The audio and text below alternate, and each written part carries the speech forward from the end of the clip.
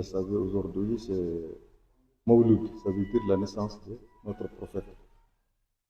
Donc, nous prions, nous remercions notre Seigneur qui nous a montré le Mawlud de cette année, 2025, et qui nous a réunis ici cette nuit pour célébrer cet anniversaire.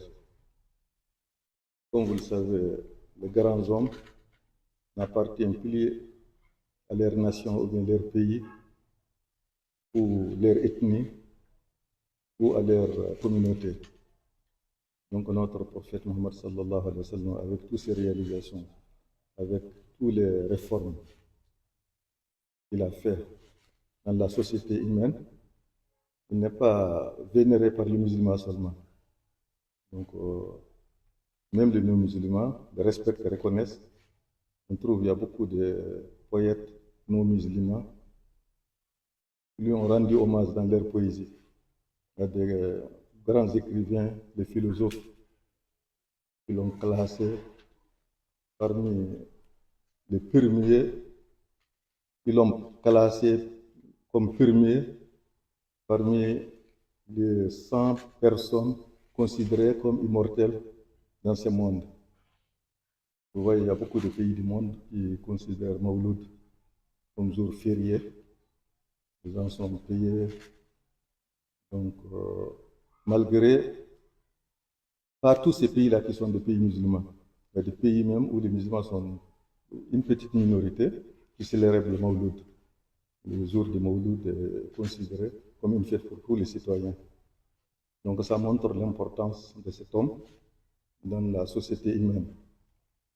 Donc nous sommes très contents, nous sommes très heureux de montrer notre joie, donc fêter cet anniversaire. Vous voyez, les gens viennent de tous coins.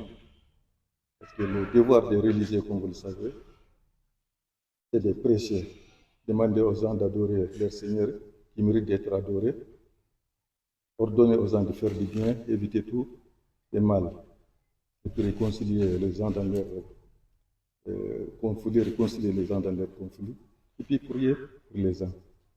C'est le devoir de tous les religieux, après le prophète. Parce que selon nous, le prophète Mohammed est le dernier. Si tu demandes aux gens de venir écouter une prêche,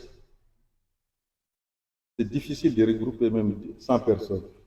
Mais vous voyez, dans chaque mawlud, les gens par milliers et milliers qui se retrouvent, qui sont prêts à passer toute la nuit, écouter des prêches, et puis écouter la biographie des prophètes, parce que Bon Dieu a dit dans le Coran qu'il est notre exemple. On ne peut pas prendre quelqu'un comme exemple sans le connaître, sans connaître ses qualités, sans connaître son caractère. Donc c'est pour toutes ces raisons-là. Les fidèles musulmans, aussi, ils se trouvent dans le monde, se regroupent pendant le Mawlud pour mieux connaître leurs prophètes, pour pouvoir l'imiter. Et puis où il y a beaucoup de gens aussi, tu trouves toutes les catégories de toutes sortes de gens confondus.